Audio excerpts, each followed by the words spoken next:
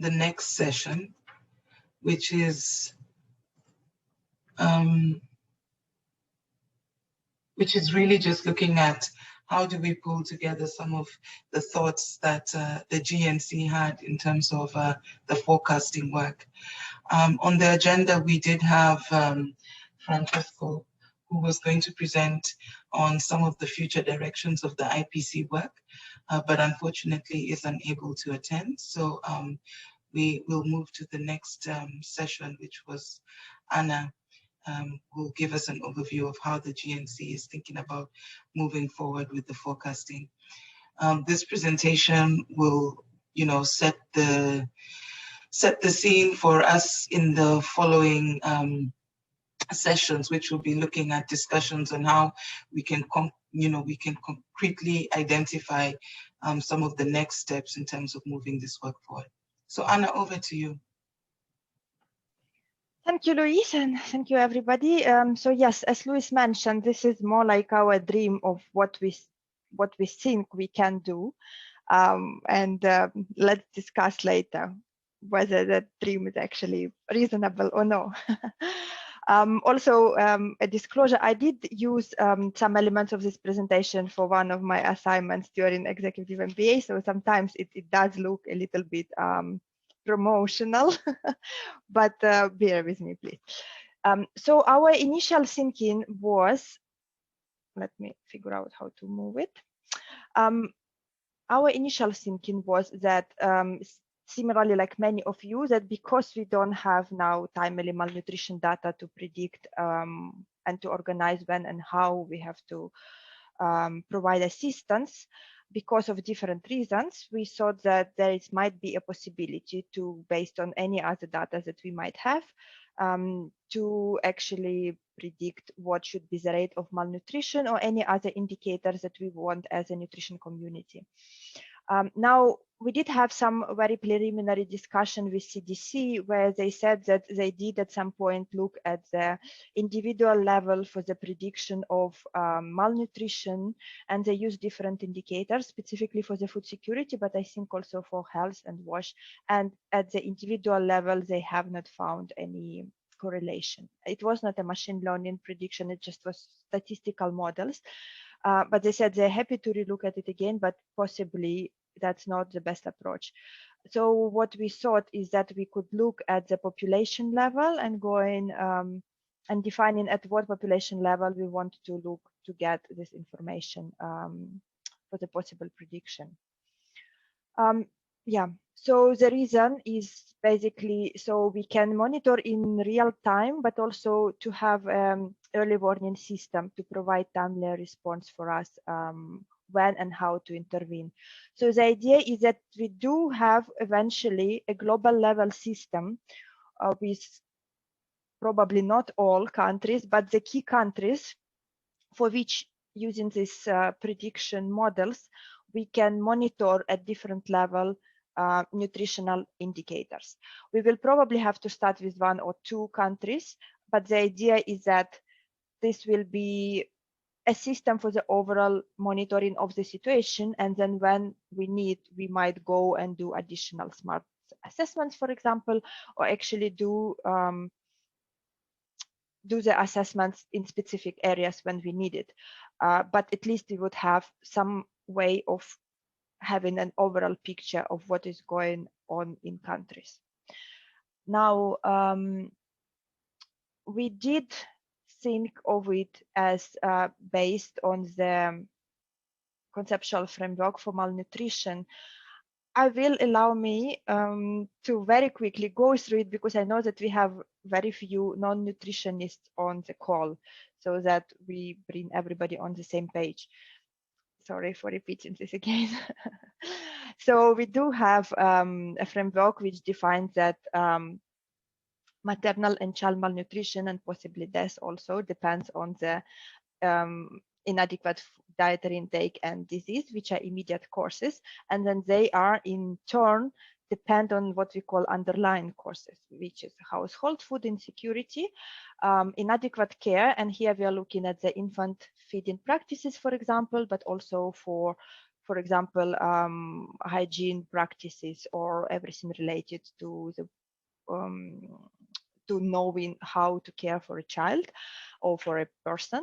And then the third group is unhealthy household environment and lack of health services. And here we, for example, would talk about lack of access to safe water. Now, all of this depends in itself in basic courses, which is basically goes eventually through income poverty, lack of capital, and up to the social and economic political context. So when we were thinking about our model, we thought that while we need to predict what is on the top, we might actually look at all the levels and find the best predictors to look at our outcome. Now, we plan to start with the global acute malnutrition question, just because that seems to be what we usually need and what changes more rapidly than, for example, breastfeeding practices. But eventually, we do want, if this works, to scale up it to cover different forms of malnutrition, micronutrients, also overweight and obesity, under 5 mortality probably, as well as infant and child feeding practices. And I'm probably talking about a horizon of several years at least. So the idea is to build a model that will be, as I mentioned, analyzing our outcome, which is to start with will be GAM, and correlating it with different causes of malnutrition. So we do want to make sure that we use both structured data and unstructured. So not only the surveys and not only the program data, which has a big component of it, but in order to get this kind of a more real-time prediction, we thought that we could also look if we can use some kind of unstructured data, which will probably also depend on a country. We were potentially looking at the satellite imagery, for example, and the news and tracking social media. So this is just an example of the structured data. So on the left, you see these components of the malnutrition framework, conceptual framework for malnutrition. And this is just some of the examples which we looked at. So again, it would depend at which level we can get those indicators. Most of them would be available at the country level. Most likely we can get to the admin 1 level, but sometimes for some of them, I think we could also find data which is even lower. And you see that we are not only focusing here on the standard humanitarian indicators, but also we're looking more holistically. So for example, a poverty rate, on unemployment rate, internet coverage, transportation network. So all those possible underlying and basic causes of malnutrition. Now, this is just an example, and there was no any in-depth discussion done about what indicators we want to use, but just to give to the overview of our thinking. And of course, in addition to that, program data would be very important for us to use. We currently don't use it very much in analyzing our data, mostly because the data is not complete. We don't get it soon. And to address this last concern, as a GNC, we are now developing a system based on the DHIS2, which is a standard Ministry of Health reporting system. So we are trying to develop a module on the nutrition in emergencies together with UNICEF that will be able to get data at individual level and then combine it all up to the global level. So potentially this lack of fast access to the program data would be solved, but we do still have some other issues, like for example, what if they have an increase in admissions, but or what if they just hired 10 additional health volunteers who brought more people to the facility? So we still need to look at that, but we think that there is a big potential to involve program data in that. So this is on the structured data. And then to ensure this real-time, more granular prediction, we thought to potentially look at the radio, press, social media, Google Trends. And also there is quite a lot of real-time satellite data, mostly often used for the predictions of the food insecurity, but also more and more it's now being used, for example, for WASH response. So we do think there is a huge amount of data that we can potentially utilize for our analysis. Yeah, this is just some examples. This is a farming landscape, and this is the flooding in South Sudan. More examples, for example, this slide, which I like very much, which shows dengue fever trends. So in orange, you would see dengue fever cases, and in blue, you see Google search volume for this. So as you can see, it's very nearly repeats the trend. So we do think that there is quite a lot of potential data that we can use from the Google trends and also through social media. And obviously we also want to, because radio is usually #1 media in Africa, we do want to also find out if it's possible and if it's needed, how we can use it for our predictive model, which would add another very difficult layer of complexity to solve in this algorithm. Yeah, so potentially combining all this, our structured data on the left and all this real-time data which we can get, we think that we could, predict our outcomes, starting from wasting, in a near real time, possibly even with some lead time, which I think is possible based on the presentations which we had on the day 1 of the workshop. And we want to ensure higher granularity. So we are not interested as such as the country level data, and probably not even admin level data, because more and more we see that there are, even in all these discussions of risk of famine, there are pockets of malnutrition, which with current methods is very difficult to detect. For example, we would do smart assessment at level 1 or level 2 admin, but it might be such a 1 or 2 villages where we have challenges. So we do hope that with this approach, we could go as much as possible granularly and get, if not at the village level, to hopefully at least admin level 3. And again, I mentioned it's all our dreams. Now, yeah, I will start with that. These are some questions for the discussion which we thought to have with you. I don't know, Luis, how do you want to manage with the break and with the questions and answers and discussions? Thank you.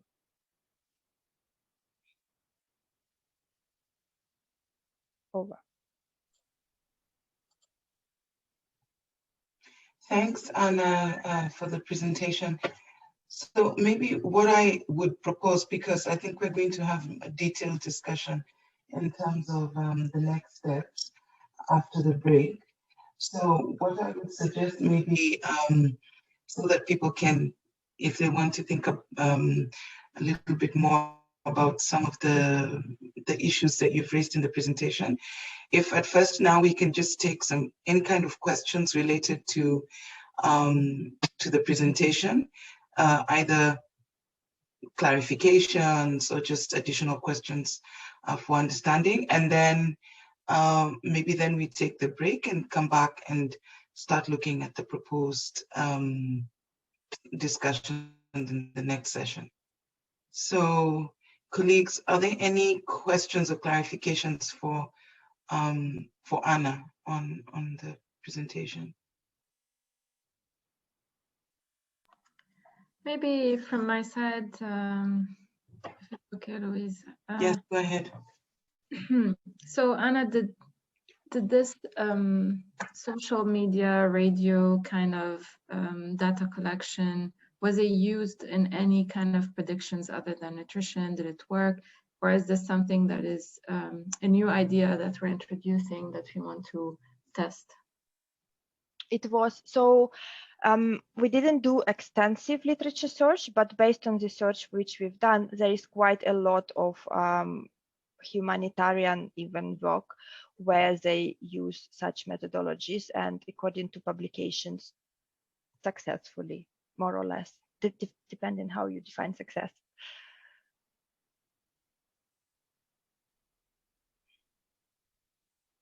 And okay, sorry, maybe to add, sorry, before.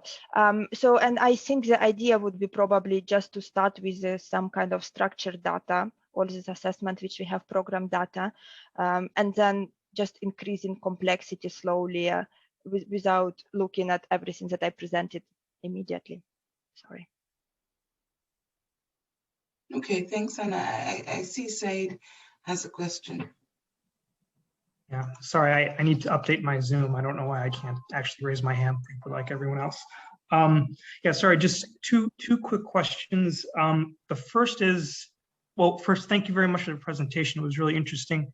I was wondering if you guys had discussed at all the idea of like representativeness of it, because if you're relying a lot on data sources such as social media, like in some contexts like Indonesia, I can see where that there's widespread mobile coverage and a lot of people will have access to that kind of thing. But what about in maybe other contexts where that might be a bit more of a challenge, where you don't have widespread cell service like a South Sudan or certain other countries? And I'm not saying it so much as a criticism, but I'm just wondering if it's something you guys have thought, and if there were any solutions, like maybe trying to like you could complement maybe what you're doing with like a Rapid Pro, or that piggybacking onto some other existing systems that are already being used in that last mile kind of health thing. I was just wondering if that conversation had happened at all. And secondly, I was just curious, you mentioned that I think you'd worked with the CDC a little bit, and they'd already tried an individual level prediction, and they came to the conclusion it wasn't working well. I was just wondering if there were any of those results or any lessons learned from that that could be shared perhaps with the group or with other members if it was available. Sorry, that's over. Thank you. So on the first point, first of all, we didn't go in depth, but it does make sense that we won't be able to use all the data throughout all the countries. How I see it, that we would likely have some core data which we have available already in most of the countries, and then to complement it, it might vary country by country. That's the only answer I can give now, and that's something that we also want to discuss later with people who will be involved in the project. And then in terms of the CDC, so the discussion was like a couple of years ago, and I think they did send me some publications.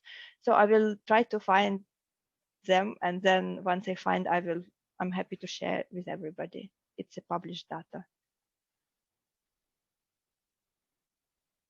Okay, thanks. Thank you, Anna. I could see there was a point from Mara, which is just also slightly linked to what Said has mentioned in terms of using the unstructured data and how this will, the implications of this in areas where, there's limited connectivity.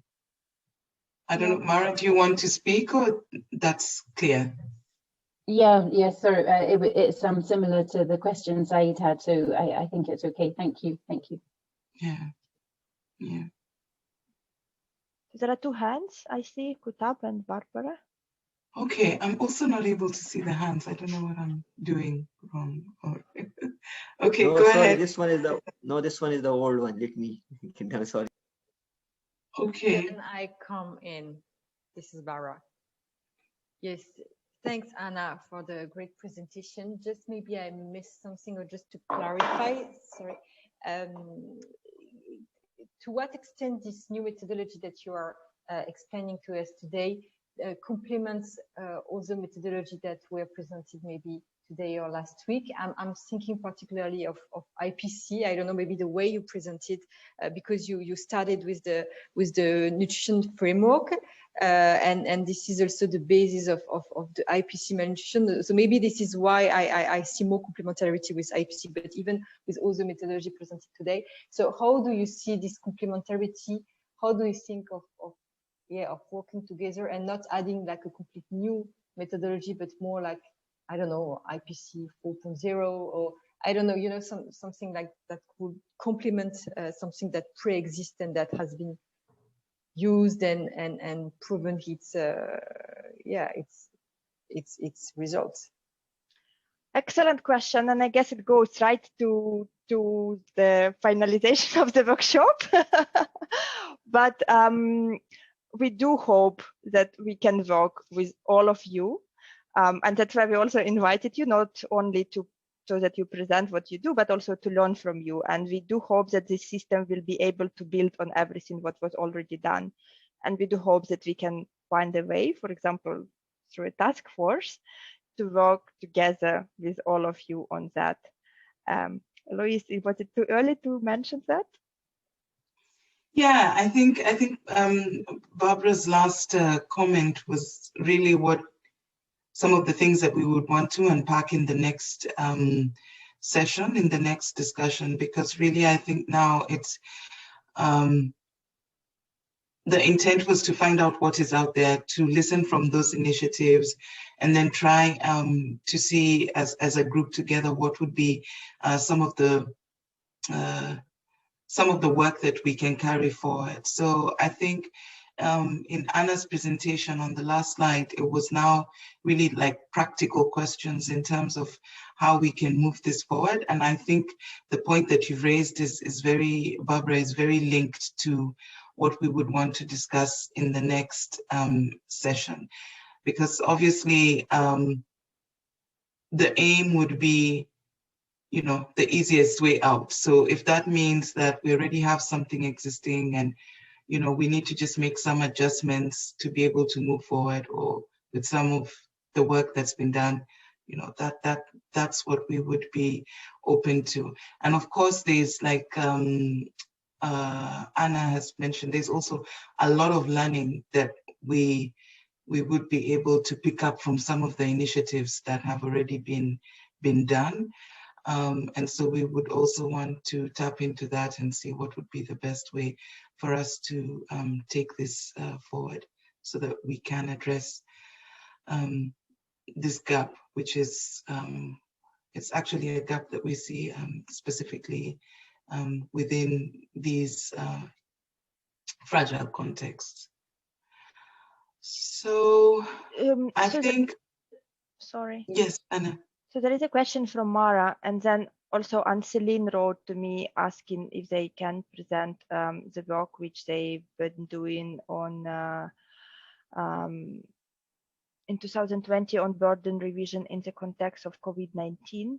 And I was just wondering, because we kind of half an hour ahead of schedule, maybe we can do it also before the break. And in the meantime, I can answer Mara's question. Would that work? Okay. So is the suggestion to do the presentation now? I don't think it's a presentation, Anne-Céline, right? You just want to explain the work. Anne-Céline? Yes. Yes, sorry. Yeah, we did not prepare anything, but I think that it could be interesting to share with you our experience in Wakaro during 2020. But if the timing is not good for you, we can plan to do it in another session. I don't know. Okay, I think, like Anna said, I think we do have some few minutes. So maybe what I can propose is that then we would do it now, so that we take the break and then come back just for the discussions. So I do see that there's a question from, so maybe Mara, we could just hold, let Anne-Céline do the presentation, and I think Anna will come back to you just to address the issue on CTC.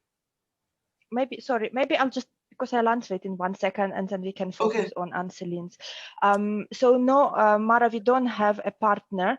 When we had a discussion with CDC, it was on some workshop not related to our work, and they just advised us. They said they would potentially interested, but we have not approached them or any other institutional partner, also because we thought that it would be important for us to have this presentations. And then you would probably already working with some partners as well. So we want to build on everything what exists rather than starting something new. Over. Okay, thanks. That was 1 second, indeed. So Anseli, over to you. Okay, thank you, Louise. Just to share with you that we, UNICEF and WFP, developed a model in 2020 for estimating burden of acute malnutrition in the context of COVID-19. The model was generated based on experiences as well as lessons learned from previous burden analysis carried out on existing national and regional SAM admission data from the last 5 years, prevalence data from nutrition surveys, and food insecurity data from the Cadre Harmonisé. The mathematical model we used allow for the estimation of regionally appropriate incidence of correction factors per quarter, accounting for food insecurity, seasonal variation, and COVID-19. I don't have a very detailed presentation, but we can share any details after this session, and we plan also to have a case study publication with ENN, so it could be interesting for you. But this approach was carried out at regional level and through clear and organized consultation and consensus with countries, so governments, non-governmental authorities and organizations were committed in this process. And it allows us to generate estimates, so in a coordinated manner. Obviously, the use of real-time data in the model would have produced far more robust and widely accepted burden estimates, but by applying standard calendar quarters, the model was, however, able to account for the seasonal variation observed in the burden of acute malnutrition, especially in the Sahel region. And maybe last and not least, in terms of field application, this model of burden estimates was used to conduct as well a hotspot analysis and to identify priority areas or hotspot areas in need of urgent assistance in 2020. And this hotspot analysis was based especially on the use of 23 indicators from nutrition, food security sectors, but also on aggravating factors such as conflict, population movements, and many other. And this analysis was based also on a ranking modeling using quartiles.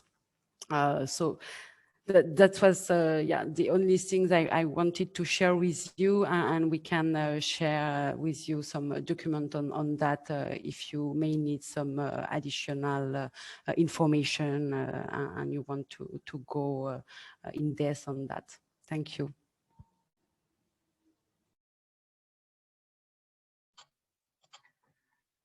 Thank you, Anseli. So are there any questions or clarifications? I do have questions. Sorry, I because it's organized by me, I cannot raise my hand. I have no hand to raise. So usually when we do the predictive model, we separate our data sets and then we train model on something, and then we use the remaining part to check whether it was correct. I'm just trying to understand how was it done during COVID-19, because there were no surveys even to check whether the prediction was correct or not. Yeah. So that's why I say that if we had at this time the real-time data, we certainly produced far more robust burden estimates. But at this time, we only based our analysis on some admissions data we had from the last 5 years, but also on the latest prevalence data from nutrition surveys, so from nutrition survey from 2019. Since this was all the data we have at this time. I don't have yet all the admissions to make the comparison between the burden we calculated and the reality in terms of admissions, but we will do that. We will do this comparison as soon as possible when all the data will be completed. Thank you. Okay, thanks, Anthony. I thought I had seen Victoria's hand, or is it? Yes. Okay, go ahead. Perfect. Thank you very much, Anne-Céline. Just a quick question. So the predicted, the calculated burden that was issued, it was done so per country, but also per quarter. So it would give you an idea of how the calculated burden will, increase depending on seasonality. Is that correct? Sorry, I was on mute. Yeah, exactly. We try to adjust the incidence correction factor for food insecurity per quarter, and we found the methodology is a bit complicated to be explained for me in English, but yeah, we make some adjustment to take into account seasonal variation and COVID-19 on food insecurity and on acute malnutrition as well. So in essence, you're looking, your model kind of adjusted an incidence factor based on all these inputs you had previously, and then adjusted that to the 2019 NNS data? Sorry. Yeah, exactly. Okay, great. Thank you. Okay. Okay, great. I think if there are no more questions, we could stop here. And we will take a 15-minute break. When we come back, we will be now kind of discussing the next steps. Anna had a presentation with towards the end of Anna's presentation, there was some questions which we feel will be helpful if this group can go over and see and address them and see what are some of the action points in terms of moving this forward. So, yeah, so I think it's about 9:26. So maybe if we're back by like 9, maybe we could just say 9:35, and then we can pick up from there. Anna, I don't know if you want to maybe just leave up the slide with some of the questions that we would want to address in the next session. So as colleagues are on their break, we could start thinking through some of them. And I think. Yeah, so there's a question from Alice. I think we'll probably come back and answer that during the discussions. We can start with that question. Okay.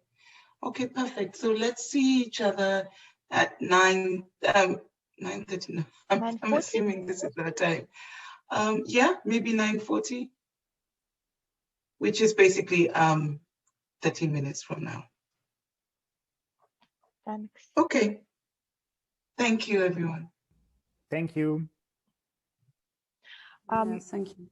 Luis, Hassan, I'll just take you to another room. Yeah.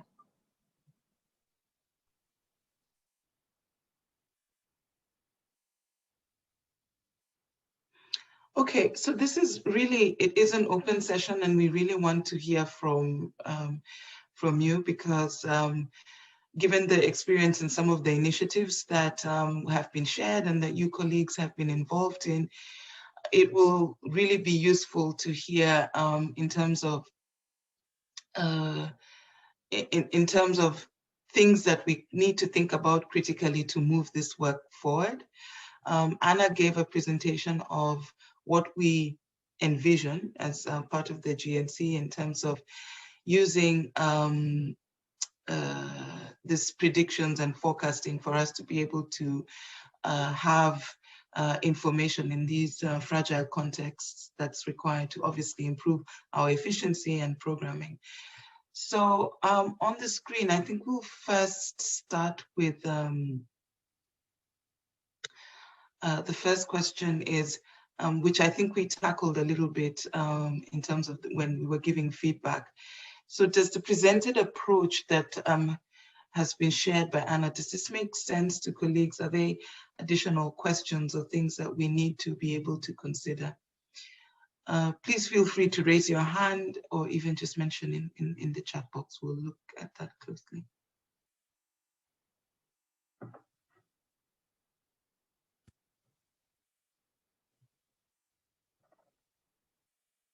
We have Mara. Okay. I can't see Mara, do go ahead. Sorry. Okay, sorry. Yeah, thank you. And I mean, maybe just to make a start, I mean, on especially does the presented approach make sense? I mean, I think it's quite aligned, a lot of it, to what we were trying to do here. You know, to have those predictions available on a more regular basis, you know, without the need always to do a lot of surveys. And for small areas, and especially so that we would have that information available in areas that are more emergency affected or conflict affected, and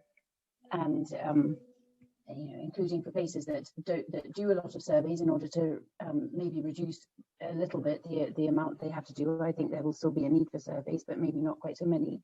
And then in those countries that don't do a lot, in order to improve the availability of data that they have. So I mean, I think if I understood it right, I think it's quite aligned, and it would be great to discuss further how we can work together to kind of move forward and maybe improve from where we've got to. Mm-hmm. Okay, thanks. Thank you, Mara. That was very clear. Eileen?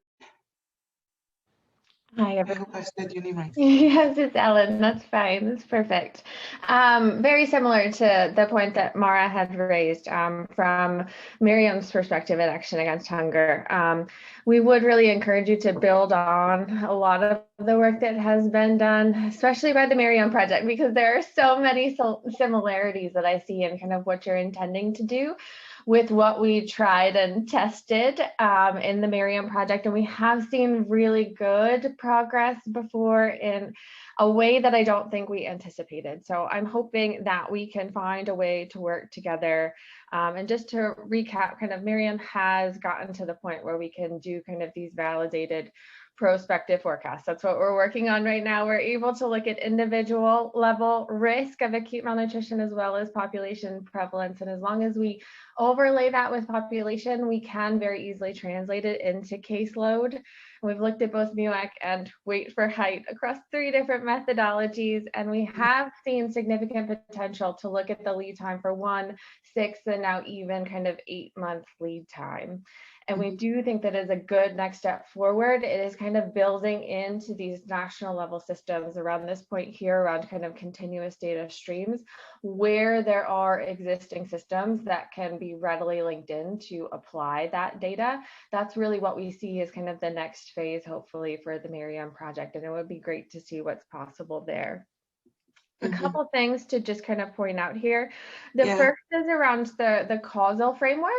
We had a lot of discussion around this 4 years ago when we first started, and the nutritionists in the room wanted to use the causal framework to kind of identify what we thought the drivers were.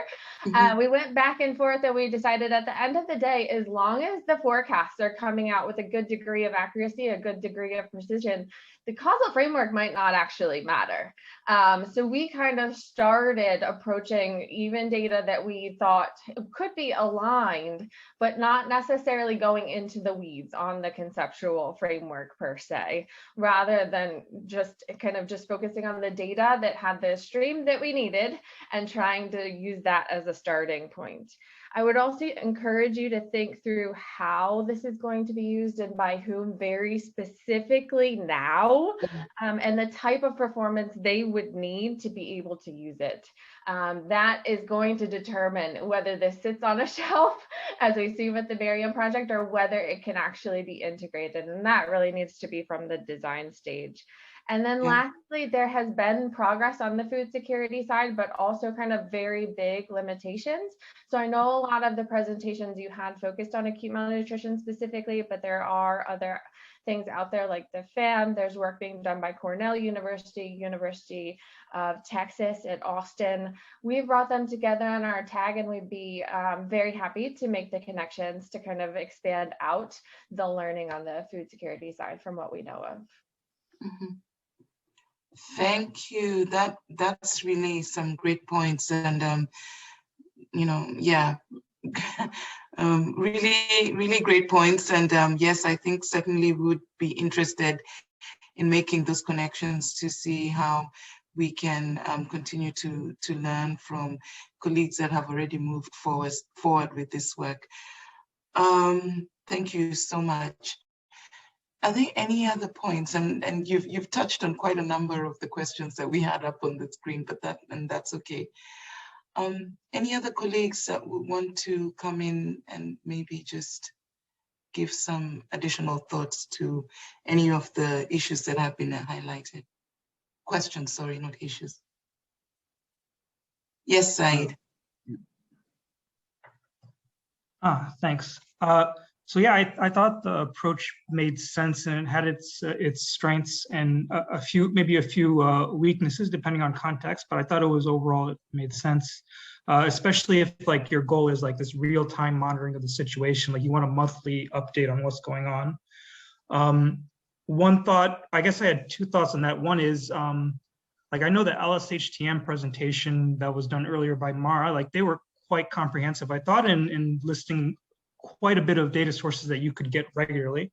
I'm wondering if that can tie in quite well to your satellite imagery and where available social media content. Like they had a quite, I thought, comprehensive list of, like, even in the South Sudan context or Somalia, like you can get this kind of information. You can still get market information, program information, etc. So that might help give you more information on different causal pathways, different things that are happening to cause malnutrition to help pick it up. And the only other thought I had was, I don't know if this is maybe, I don't know if we're going like question by question on these 6 things, but if the aim of this, as I understood, was more real-time monitoring, have you guys thought about maybe not so much trying to predict like the GAM itself, even though that's what we really want, the GAM, but what about the nutrition admissions? Because I see there being a strength trying to predict something like new OTP admissions on a monthly basis, because we have it's such a regular data source, and it's a time series. You can actually, there's seasonality to it. It might be easier to predict something with that, or it might be easier to map that against some of these things if you're trying to do real-time monitoring. I think, again, someone please correct me if I'm saying something completely off base, but that's just my thought. Over. Thanks, Said. And I think that's a very interesting question. Are there any other colleagues? Or Anna, would you want to just take this point that was raised on maybe not looking at predicting the outcome itself, but maybe certain output indicators, which would more or less be indicative of some of the outcomes, like I'm personally open to anything. So whatever makes sense, I see value in both. And I think it's not only, we're not only looking at prediction, like a now time prediction, but I think there is also value in an advanced prediction over several months, 3 to 6 months, because that would allow us to actually target our response better. And yeah, so for us, somebody made a comment that at least Aileen, I think, that we need to have in mind our audience we do have in mind our audience. I think we are very audience driven, because for us it's a cluster or sector coordination teams. It's the people and partners together with them. It's the people who need to make decisions, like Kutab, for example. They needed to make decisions. They didn't have data, so they had to develop the whole model for South Sudan. But then not everybody can do that. Yeah. So, and there is definitely value in both prediction of GAM and program data admissions as well. Yeah. There are two hands already. Yeah. And I think this is a valid point. Sorry, maybe just to jump in and then I'll move to the hands. But I think this point that was raised about whom and the audience, I think as we move forward is something that we need to also consider. Yes, it's obvious that we will be targeting, you know, the countries and the cluster coordinators to do this work. But I think it's also important to recognize the partners, the donors, I mean, also those people who are going to be funding some of these programs moving forward. Are they also going to be having the confidence in the prediction and the models and all that work that has been done to be able to also invest in the funding? And that will mean donor partners, you know, governments where they exist, because they also need to have the same level of confidence for them to make the decisions. So I think as we think about this is a very important point for consideration moving forward. Okay, sorry, there were two hands. Elisa and yeah, go ahead. Thanks, yes.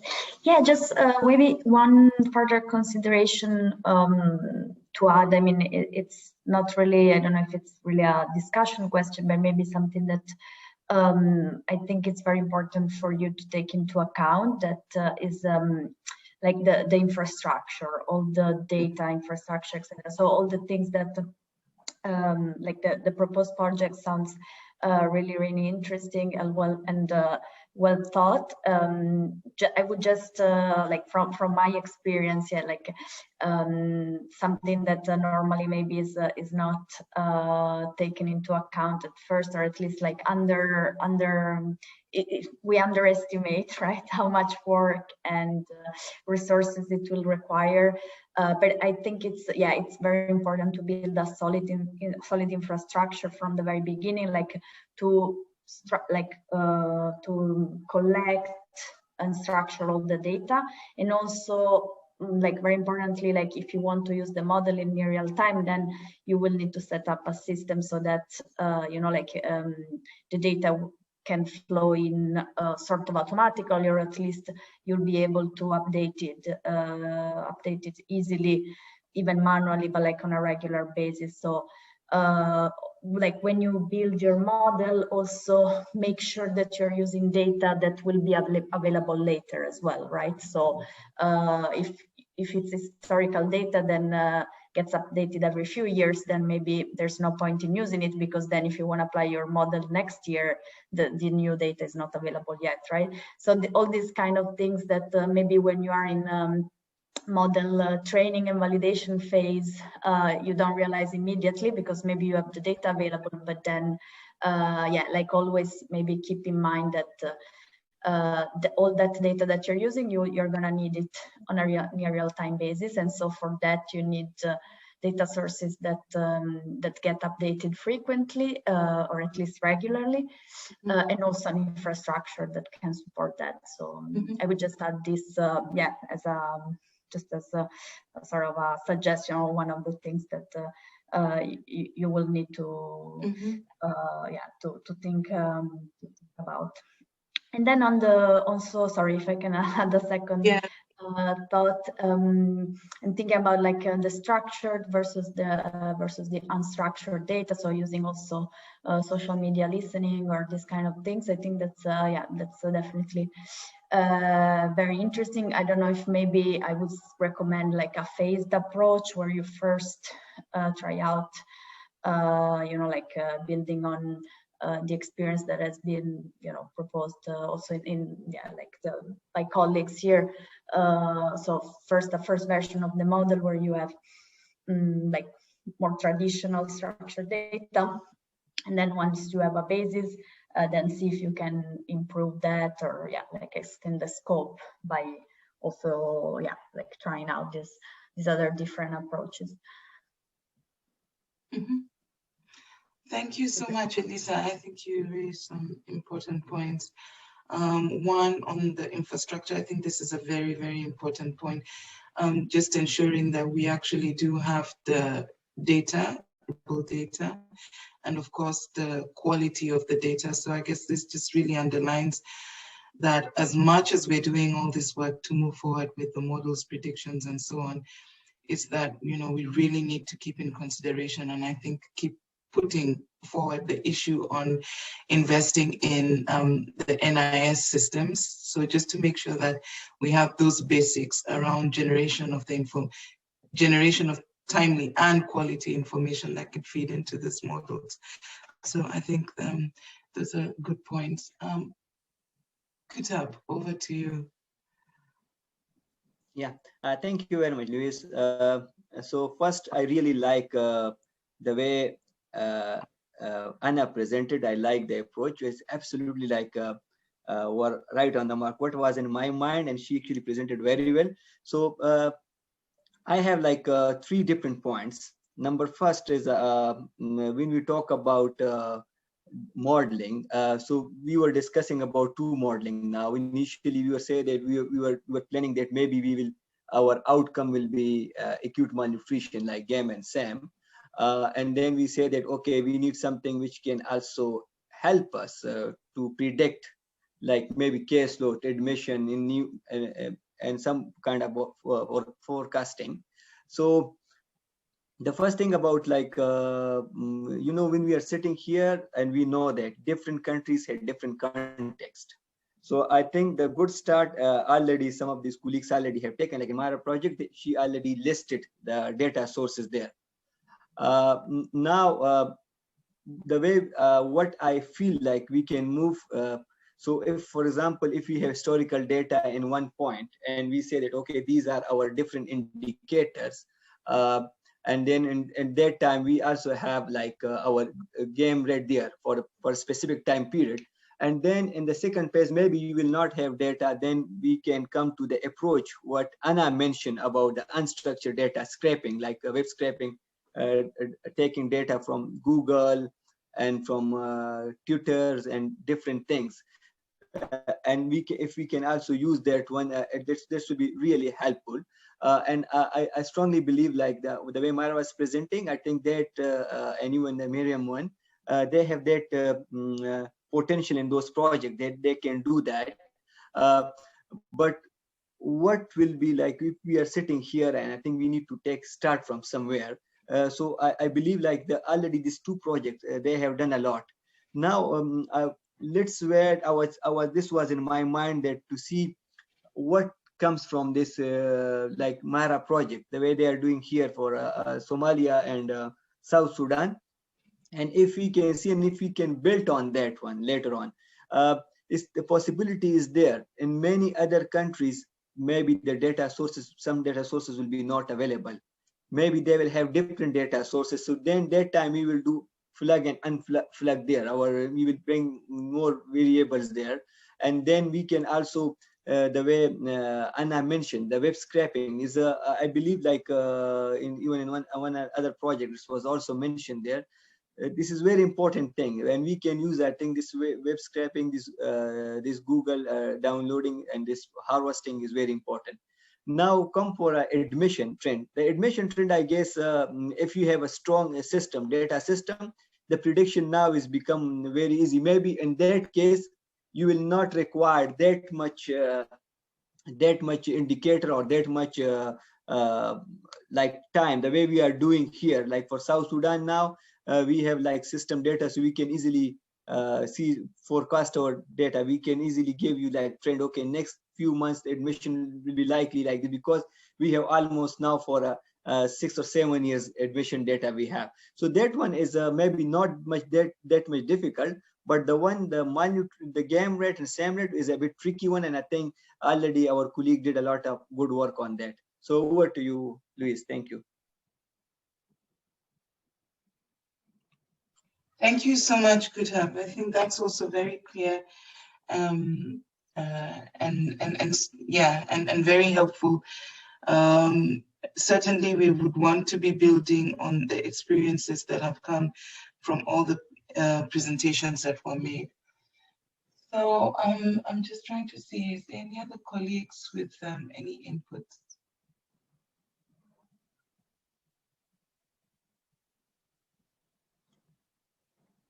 No, we don't have any hands raised. Okay. Okay, I think the points that have been raised have really targeted more or less not just one question, but have addressed a number of questions that have been put up in terms of if the approach makes sense. I think also the issue on the feasibility of the outcome to select if it's GAM. I think some of these thoughts have also been shared. There are 2 points which I guess are more technical around the use of continuous data to look at the outcomes and what accuracy and lead time we could realistically achieve. Maybe on this, and also maybe let me just add the admin level that we would want to look at in terms of predictions.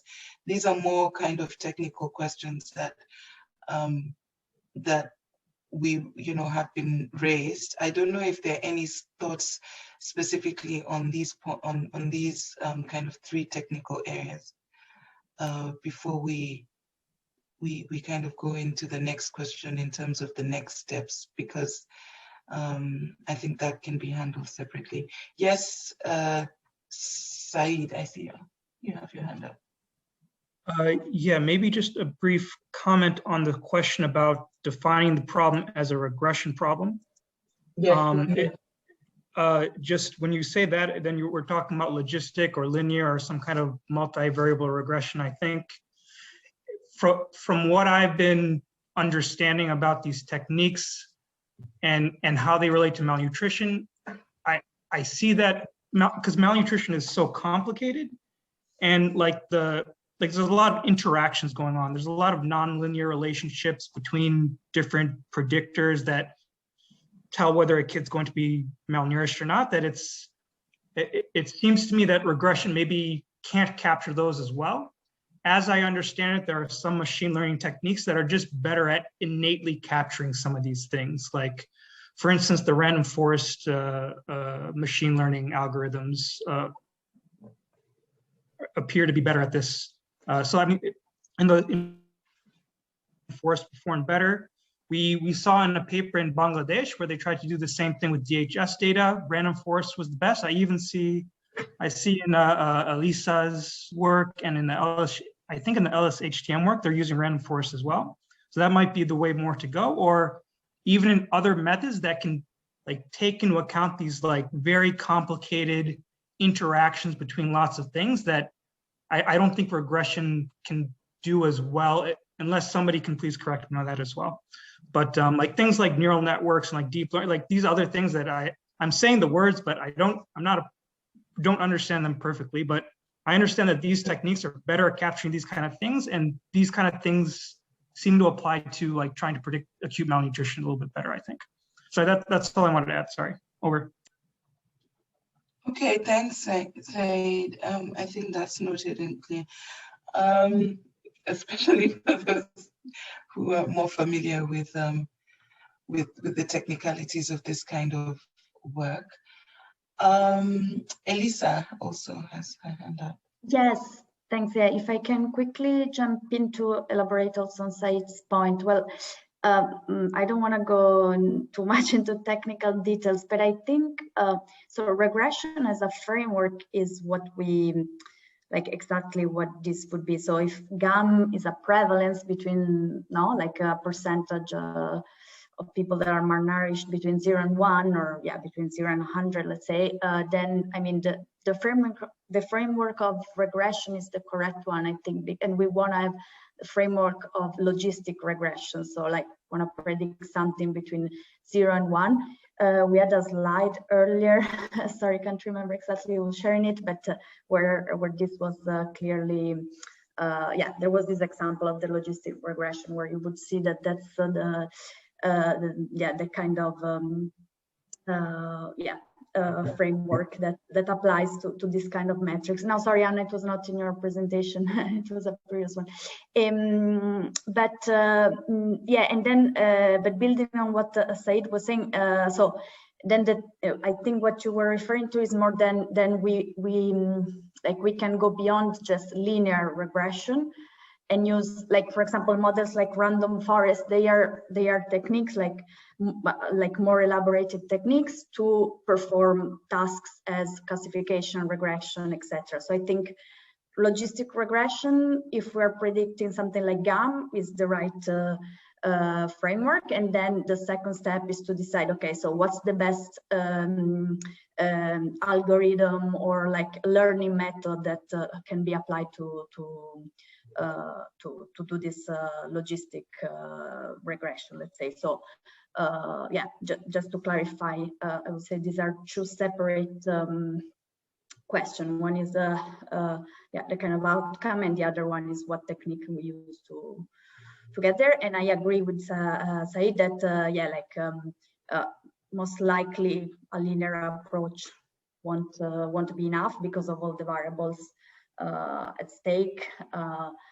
Possibly we don't just have like linear interactions among them, and so like an approach like yeah, random forests or this kind of things would allow for to capture some yeah, some better, not better, but sorry, some more complicated, let's say, or complex interaction among the different variables. The only issue is that like as you go with more complex models, then you also need to make sure that you have enough data to train the model. Otherwise, you risk like the model is not really able to learn anything. It needs much more information, let's say, than just a simple linear regression. Over. Okay, thank you so much, and thank you so much. That was Elisa. Thank you. Do I see? I'm just also trying to see if I have any colleagues with their hands up. Yes, Victoria, please go ahead. Yes, perfect. It's more of a question back to, you know, maybe Elisa, Said's, you know, people who have much more experience, and it might seem a bit sorry, Victoria, it's very difficult to hear what you say. Can you hear me now? No. Better? No? Yeah. Yeah. Yeah. It's faint. Yeah. Okay, let me see. Is this better? Apologies. Yes, it's yes? clear. Okay, great. Thank you. So my question is, the colleague from Atari that presented on day one was introducing the swarm analysis. And if we're talking about the, you know, the random forest as an algorithm, perhaps that my understanding was the swarm analysis would also be another type of algorithm. I just wanted to gauge, would that be something that could be feasible for this, our goals here, or do the colleagues don't think that would be applicable? And maybe just to hear thoughts. Over.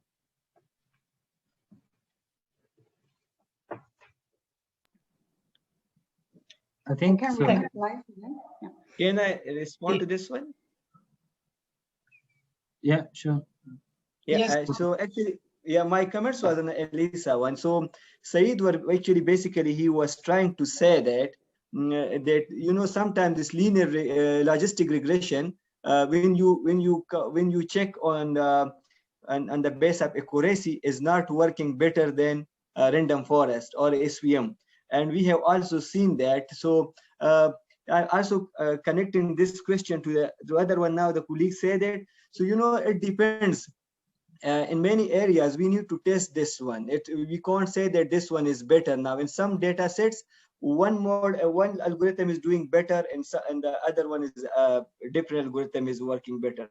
And we have seen that, like for nutrition, what we have seen that myself and Said, we were looking to all these models, and we have seen that in many areas, people use like random forest. And random forest, when we were even checking on our own data, the accuracy was much higher than logistic regression or in the SVM, though we did not try neural network. And that is also one of the model I think we need to give try to that one. And I have seen one other colleagues also try another one. I forget the name of that model, that algorithm. But yes, this is a different algorithm, and we can test these algorithm on the basis of their accuracy. And when the accuracy, we will choose that one which have like a better accuracy than others. Over to you. Thank you. Thanks, Kutab. I think just in terms of the different models that have been presented, and I think there's need for us to maybe have more in-depth discussions with data scientists and the researchers who have really gone deep into this exercises of identifying or defining these models, and then hopefully get more detailed guidance on which ones would work in which context. I think that's kind of what I would recommend for that point. In relation to the admin levels, I would say, a baseline or a starting point would be where we as a sector or the cluster, what are the admin levels that we would be wanting to get information for. I think we do have some clarity on that. It's now trying to also understand what is possible with these prediction models in terms of getting the information at the levels that we're looking for. From the presentations we've seen, there's individual level, there's more country level, district. More or less all the levels have been somehow defined. I think maybe taking a few seconds just to maybe discuss that a little bit more would be quite beneficial. I see that Eliza and Ellen have their hands up. Maybe, I don't know if Eliza, this was a previous hand or it's actually in response to now. Yeah, it was just quickly in response to the question on the swarm AI approach. Just my understanding of what the IPC Atari people are trying to do is that like it's sort of a very different task. Like here, what we want to do is like we have some nutrition data, right, for like historical data, and we want to try and see if by using other contextual variables and inputs we can try to predict or even forecast those values of malnutrition, right? Whereas in what you're trying to do with the IPC, like that's really sort of completely different kind of task, in the sense that what they do is that they put people sort of in front of a computer so that they can interact at the same time, and so it's more of an algorithm that, like, so for example, if we were to want to reach a consensus on what we think is the current level of malnutrition in a given place right now or in 3 months, then each of us would tell the machine a value, and then the machine would tell us where, like, like what the average value that we gave is, and then we can change our estimate based also on what other people were saying, etc. So I don't know if this was clear as all, but at least this is my interpretation of what they're doing. So in terms of process, data, etc., it's a sort of completely different thing.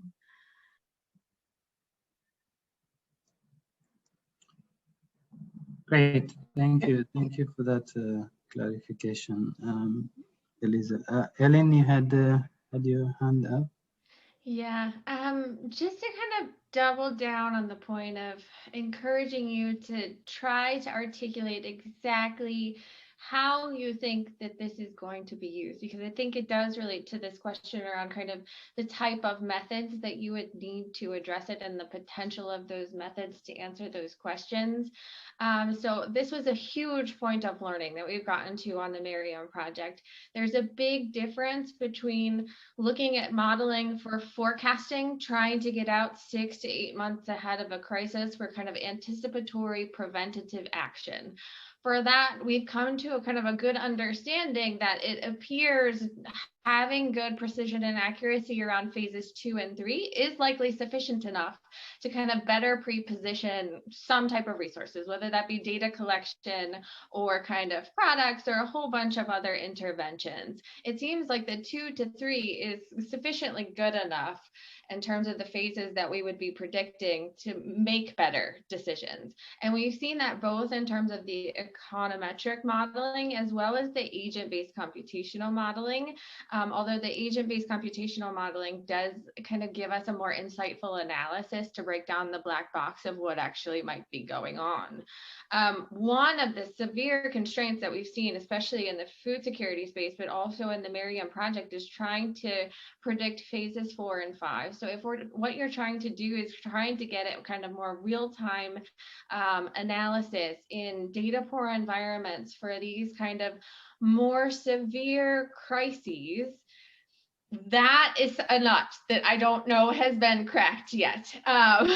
So you might want to think about kind of out of the box methodologies or something that hasn't been done before to be able to address it. But I do think that we've seen good progress on the forecasting for potential early action side. Mm-hmm. Thanks, Ellen. Some very key points that you raised. Sorry, on this, can I just ask Yes, something Anna. because it's on this? Thanks. So my understanding then, Kutab, because you are based in South Sudan and I didn't look in details in your results, that much of your results would be actually in the phases 4 and 5, and it kind of worked.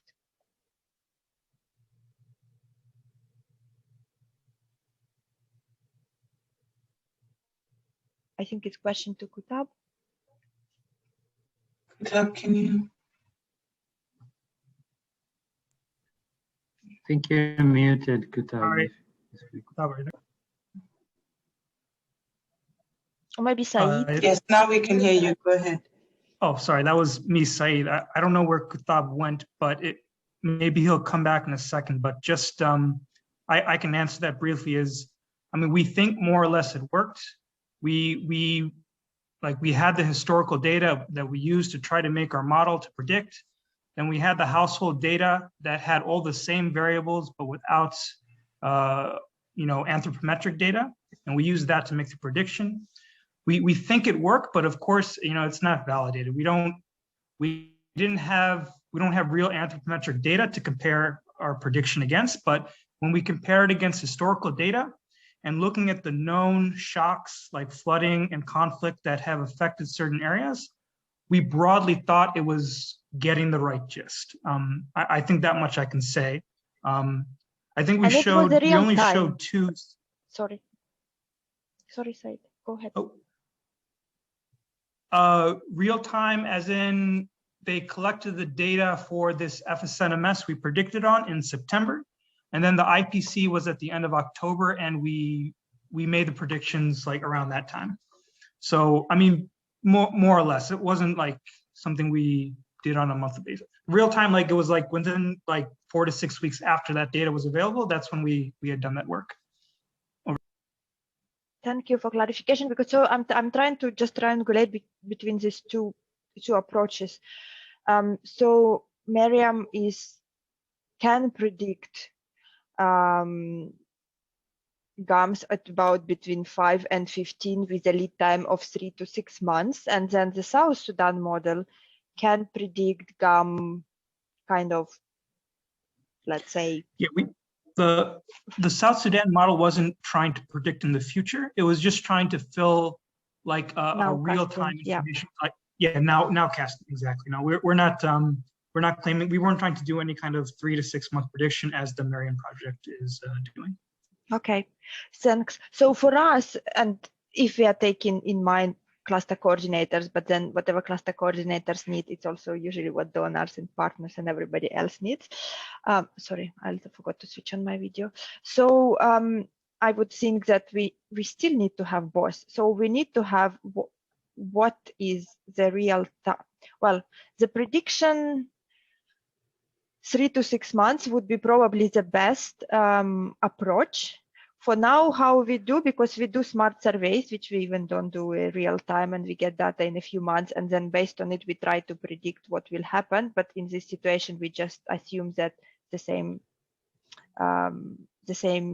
gum rate, for example, would be throughout the year, unless there are some reasons to think that it's not. So if whatever reason, whatever solution we go, we will still have to change how we view at our planning and how we approach it, which means that potentially we can go with any approach, whatever works better, right?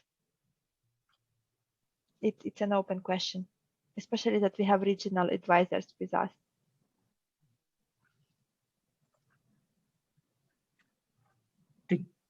I don't know if somebody else wants to say something. I feel like there's no need. I feel like Elisa maybe made a comment earlier, but there's no need, I think, to limit ourselves to any one approach. We can try many things and see what works better. And I mean, there's different applications. Like I think what we tried to do in South Sudan and what the LSHTM team were doing was more nowcasting. And that has different applications maybe for trying to fill information gaps now that, like, for example, in a context where you don't have access in a lot of places, maybe nowcasting where you have some information but not nutrition information, it could be more applicable there. But then for sure in a real-time monitoring, trying to get ahead of the situation, like the forecasting models like Mariam's doing would definitely be more applicable.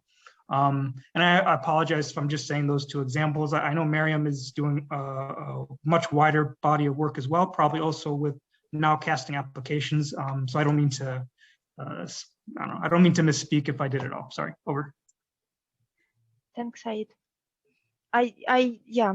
So I also think that the more we try, the better to one extent. But also, if we start modeling based on what was already done by many of you.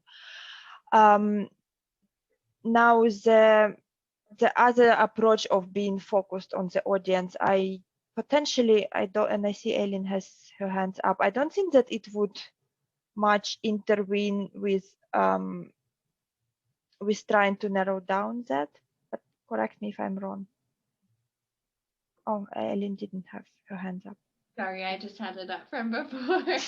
I mean, we're happy to go into more detail on the Mariam project with you. I think it's a good time. The project only has a month left, so we're wrapping things up right now, and it might be useful just to bring you more up to speed in detail instead of a 20-minute presentation. So we would be happy to do that to the extent that it's useful. Thanks. Okay, thank you.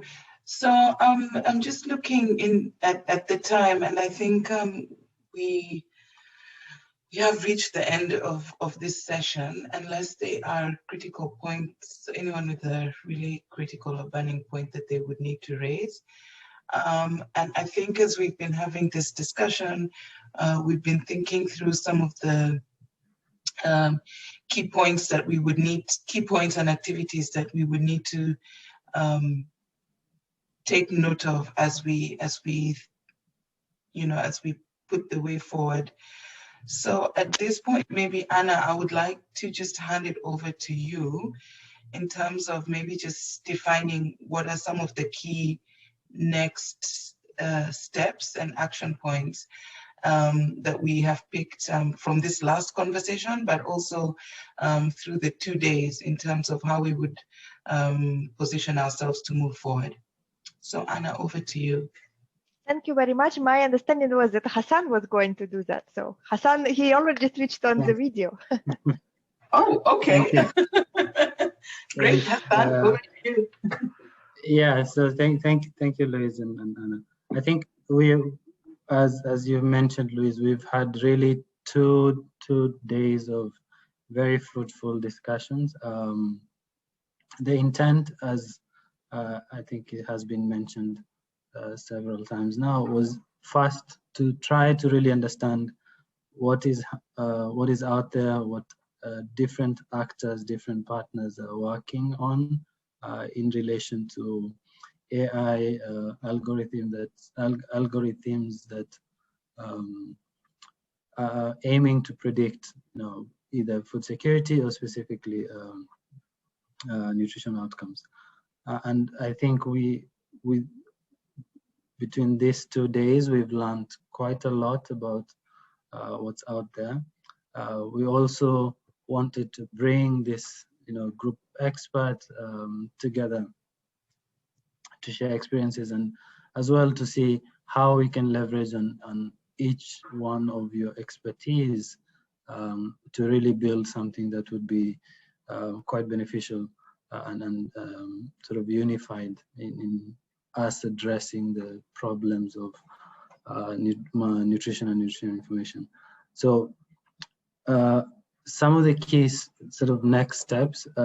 One is we would like to, or we're going to form a task force that would be working on predictive analytics on nutrition information. This task force would be part of the Nutrition Information Systems Working Group, which is part of the Global Nutrition Cluster Technical Alliance. We would like to invite you all to be part of this task force.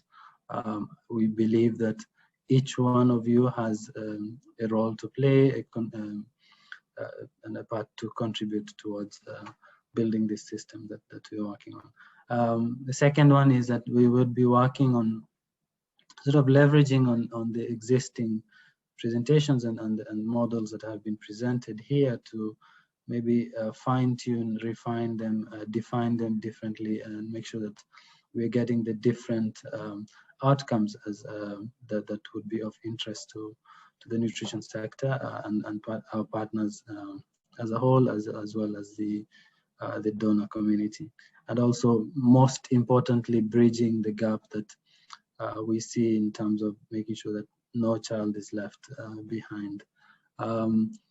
In light of that, we would also be embarking on a sort of resource mobilization exercise. Would be sort of making sure that we have the resources and the infrastructure required to really make this now from discussion to operationalizing it and putting it sort of out ready for use. So we will be sort of contacting you directly with invitations to be part of this task force. We'll also have some bilateral discussions with some of you to discuss the different models that you've presented and see how we can work together to make this a success. I don't know if I'm missing anything else, Anna, but yeah, I think it's probably the wrap up that I had from my side. Thank you so much, Hassan. Sorry, go ahead, Anna. Yeah, no, I was just saying, so it would be good to get some indication from the colleague who are here, whether they would be interested to collaborate together in this work. And yeah, we will of course send an invitation via email, but just to get some understanding.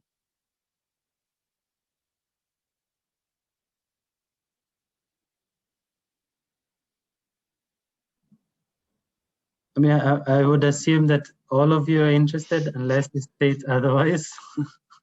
But yeah, so we will definitely do follow-up emails with specific requests. But as of the moment, we are making a very general assumption that everyone is on board, which is exciting to us. And we're very happy about that. But yeah, so definitely we're seeing, I mean, I'm seeing a lot of people on the chat box already saying they're very interested. So that's great news. If there is nothing else, I would then say that this really brings us to the end of our workshop.